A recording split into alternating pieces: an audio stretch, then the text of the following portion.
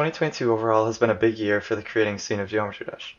Of the roughly 10 million levels released this year, there are hundreds upon hundreds of levels that I've enjoyed, and the task of narrowing down that list to simply a top 10 is one that I did not feel did justice to the amount of amazing levels released. So before I dive into my favorites, here's a recap of some levels I've loved throughout 2022 that didn't quite make my top 10.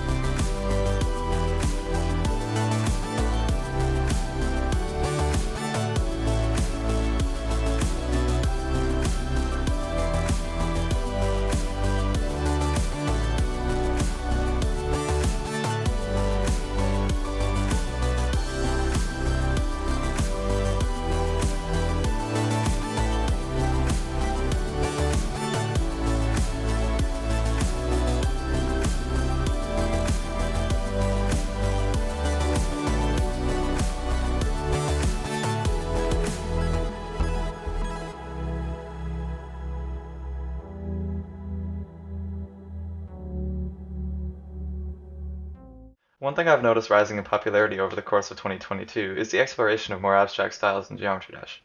Elements such as progression, emotional expression, strong theming, and quote, object spam have made their way into mainstream levels far more than I've seen previously. A good example of this form of abstract expression is Falaise by AvaKai, which chooses to focus heavily on its environment and sense of world building. From what I gather, the level serves mostly as a commentary on how AvaKai perceives life as an idea, largely driven by the themes of blood and death present throughout, and in step with the intent of the song's creator. Pause here if you'd like to read the whole comment from the creator.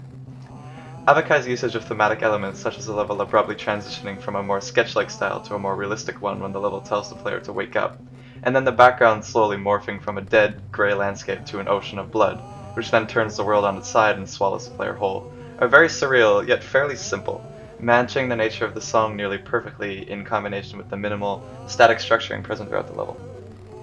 The fairly subtle storytelling Falaise executes through a combination of these elements is fascinating, and lends the level an unsettling, almost fearful vibe that sticks with the player long after AvaKai's message closes out the level. Song cohesion is also a strong point of Simulation Swarm by Sprei. Simulation Swarm takes a different approach to Falaise, being made up mostly of muted shades of black and white. However, the level's simple, fully slow cube gameplay helps to accentuate Big Thief's soft lyrics through its sync and movement, and many small details within the level help give it an atmosphere that's almost unmatched by anything I've ever played. Subtle details such as lyrics occasionally appearing near the player, occasional pieces of art, and the quiet noise in the background present throughout the level, along with the level's muted sketch-like style and the introduction of pulsing and light shades of pink at the song's climax, all work together beautifully to connect the level with the song, both having the same soft, vacant feel. Big Thief's stellar production quality and the song's atmosphere are conveyed through Simulation Swarm in a way that isn't traditional, but still feels very full and complete despite using so little to do so. This is also something that From Dust by Pocke excels at. Like Simulation Swarm, From Dust only uses one game mode throughout and focuses primarily on song cohesion and progression. As the name suggests, throughout the level, both the visuals and the gameplay progress from nothing to full and intense, in time with the slowly building synths and drums of the song. Giving the player the ability to see each element of the decoration slowly be added onto itself over the course of 6 minutes creates a very intense atmosphere that does the slow build of the song justice, equating the increasing noise, pitch, and layering of the song to more visual complexity and brightness. The simplicity of this concept is what resonates with me the most. The parallel between the building song and building visuals is a very basic idea and one that, to me, is always the first things I think of when decorating a level. But the fact that everything else normally present in levels is stripped away to its base to let this concept shine is something that Pocke used to its fullest potential in From Dust. This is also something that's skillfully executed by Liaisons by John265. Liaisons takes a conceptually similar approach in its visuals, in that they mostly serve to represent the sounds and energy of the song. However, John's execution of this concept in Liaisons is at odds with From Dust. Liaisons only uses two colors, red and black, in contrast to the many shades of blue and brown that blend together in From Dust, relying on the general smoothness of its movements and effects, as well as its clean transitions and sharp pulses to carry the energy of its song. For many of the same reasons as From Dust, I absolutely love this level on release, and I still do love it now, and the reason I placed it above From Dust is simply because I think the level's improved playability helps it be a more enjoyable experience overall for the player. The gameplay is much more engaging, containing a variety of game modes and being synced fairly well to the song, in contrast to From Dust's continuous slow ship gameplay throughout. Personally, I prefer that of Liaisons, and it gave the level an edge for me in enjoyability, but both styles absolutely do work well in their own way. This is also something that's proven by Grains of Sand by Pocke. Grains of Sand is made up of many elements that, like From Dust, rely on building visuals and intensity to match its song. Grains of Sand focuses far more on world building than the previous two levels though, using a parallaxing star background and many layered effects to give the level a feeling of depth, almost exploration. The spaced out, ethereal nature of the song complements this well, and the song's intensity slowly builds throughout, as does the intensity of the level. However, Pocke's execution of this concept is different than the previous two levels, keeping the same basic gameplay throughout and only increasing the level's speed and visual intensity is the major focus of the level. I absolutely love how this plays with the song's increasingly layered synths and faster note speed as the gameplay progressively requires a higher and higher click speed and the decoration becomes more layered and cluttered. This comes to a climax in the ending, which on its own is one of my favorite parts in any Geometry Dash level ever. The usage of the 5x speed block is an interesting idea that I've only really seen done well before in Mountain King, and the addition of the rotating layer of glow that slowly speeds up is an excellent touch that makes the last part feel extremely intense and satisfying to watch. The level being updated to auto did fix the issue I had with the level's playability previously, but it did also remove some of the intensity that's only possible to experience when the player has to work to survive. Despite this, however, the level's world building, progression, and song cohesion all make for an excellent experience to both play and watch. Next up we have another one of Pocke's levels, Oh Blackbird 123. Oh Blackbird 123 is a 3-part series combined into one level, and one that feels more like an experience than simply a level. The easy gameplay combined with the level's length over the course of 9 minutes gives it an almost cinematic feeling as the level largely focuses on taking the player on a journey through the world it builds with its visuals and song. The surrealist, almost comic book art style present throughout the level is clearly heavily influenced by Line Rider and makes the level feel hand-drawn, a neat touch considering its nature that the player is left to presume to be quite personal and emotional to the creator. The level doesn't really directly tell the player anything, but rather shows them snippets of what I can only assume to be a much larger story. It's saying something, and what exactly that something is doesn't matter all that much. All the level wants the player to do is appreciate it for what it is, its charming, melancholy song and the hand-drawn visuals. Despite the level's length, I never really find myself bored of this level, and the peacefulness of the ending with the chirping birds and city skyline just makes me feel happy and content every time I watch it. Standing in stark contrast to Oh Blackbird 123 stylistically is the Mainframe by Notlsa. Notlsa has always explored unique and intriguing concepts in their levels, notably the recreation of Kirby Superstar and Halberd, and the Mainframe is no exception. The name and theming of the level suggests that the player is simply in the core of some machine that is bigger than they can see, which is communicated through the level's verticality in many parts, especially the final one. There's also a sense of depth in many of the parts, especially towards the ending, with the grayscale color scheme, sharp details, and layered background work.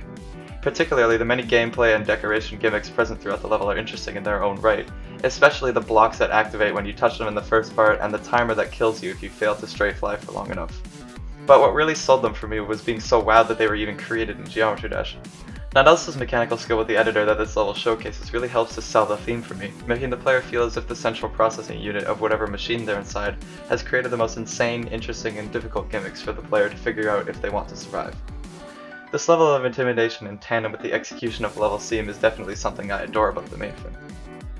Speaking of theme execution, here's a level most people watching this video were probably waiting for, Well Rested by Overdefo. This is a level that certainly feels like its creator's magnum opus. It builds on all elements of the style Overdefo pioneered, and does a lot within its 7-minute runtime. There are many elements to this level that I think are excellent. The night sky background is simple but effective as a tool to add a feeling of expansiveness and depth to the level. The designs are clean and well balanced visually without interfering with any other elements of the level, and the gameplay is varied enough to be interesting over the level's length, while being easy enough to feel intuitive to play. However, what I feel really makes this level special is its energy, which can largely be summed up in what I believe to be the most effective use of screen borders in any rated level.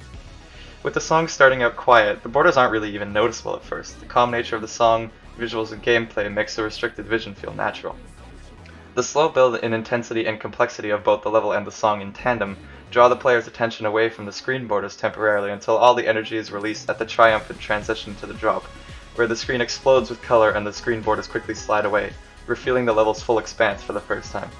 This simple detail is so incredibly effective at giving this transition into the song's drop more impact, solidified by the first addition of new detail to the background in the form of shooting stars. This complements the world built by the free roam, floating nature of many of the level's structures, the detail work done to make the environment feel like nature, especially this section late in the level with the trees and leaves, and all in all left me very much engaged all the way through.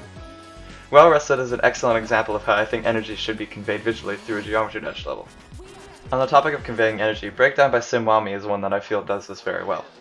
Simwamwi is largely known for their works resembling the styles of Xylonox and 2003 Devon, but Breakdown takes that style in a completely new direction. The heavily compressed, chaotic, and very intense nature of the song is conveyed almost immediately to the player in the sharp transition from the calm but uneasy beginning to the crazy section following it, and is one of my favorite releases of tension in any Geometry Dash level.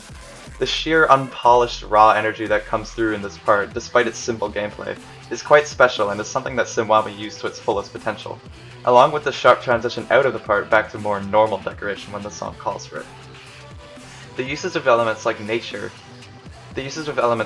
like mountains in both the foreground and background of the parts that do not focus on intensity almost makes the player feel like they're experiencing a sudden mental breakdown, as expressed by the level's title, and the chaos brewing just below the surface of the last part definitely helps sell this feeling for me. I'm sure this is beginning to feel like a pattern of every level on this list, giving me something positive to say about its energy and song cohesion, but to me that parallel executed well can absolutely make a level, and Breakdown is what I think is a perfect example of that. Really quick, I'd like to give some words on a few levels that I want to talk about, but that didn't end up making my top 10. The Hive by Mathai.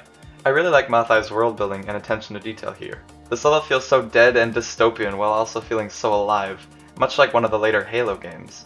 However, the level is too static to really offer up much visually beyond attention to detail and lacks somewhat in song cohesion, both in terms of visuals and gameplay, which is why it didn't make my list. Limbo by Mindcap and More. Easily my favorite quote top demon to come out this year. The finale is one of my favorite parts in any extreme demon ever, and both the gameplay and visuals of this level are unprecedented for its difficulty. However, the cohesion between parts is fairly lackluster, the level is poorly optimized, and the subliminal messages that the player is meant to take away from the level are too vague to really mean anything without external sources. Transstellar by Grax. A level that I was hyped for ever since Grax first previewed it on Twitter earlier this year. The theme and story of the level is captivating and very well executed, especially the section inside the Singularity. The gameplay here is some of the most creative and fun of any level I've ever played, and it makes it a joy to experience. However, the level's optimization is very poor, even on the lowest detail settings, and I feel like the level doesn't explore its own ideas enough. Most are whisked away for a new one in its place before I feel like the player has enough time to process them. So, we finally made it to my favorite level of 2022. For a year so filled with amazing creators and equally amazing levels, it was really difficult for me to decide on a favorite. There were hundreds, if not thousands, of levels I enjoyed from 2022, in all sorts of I lied. This was a very easy pick for me. Cosmic by Pocke is easily my favorite level of 2022. This is a very special level to me, in that it was partially inspired by one of my earlier works, 72, one which has been absolutely pivotal in my outlook on creating in Geometry Dash as a whole, and born completely from emotion and feeling that I'd experienced around that time. Watching Cosmic really feels like Pocke's rendition of that same idea, albeit for a completely different purpose, and that inevitably makes the level a very special one. The story it tells is heavy with emotion, but it's told to the player in a way that feels lighthearted enough to digest while still carrying all of the meaning behind it. The text within the level forms sentences that are often informal, short, feeling like I'm being directly told these words by the creator, which makes the sudden garbling of text late in the level all the more powerful. The rising intensity of the song matches with the increasing emotional toll the events of the story seem to take on its narrator, coming to a climax with a part filled with flashes as the time of Pocke's mom passing away is told. The grey, almost gloomy visuals help convey the looming sense of dread and anxiety that the creator's words recount, and the conventional elements present within the level, such as block designs, are enough to provide aesthetic interest to the level, while being subtle enough to avoid taking away attention from its narrative. Every time I watch this level, I'm filled with all kinds of emotions, accented by the melancholy song and the memories stemming from my own level. Seeing some pieces of myself visible in something so clearly personal to someone else is a feeling that almost no other level has ever been able to bring out in me, and is what makes this level my absolute favorite level of 2022. Thanks for watching.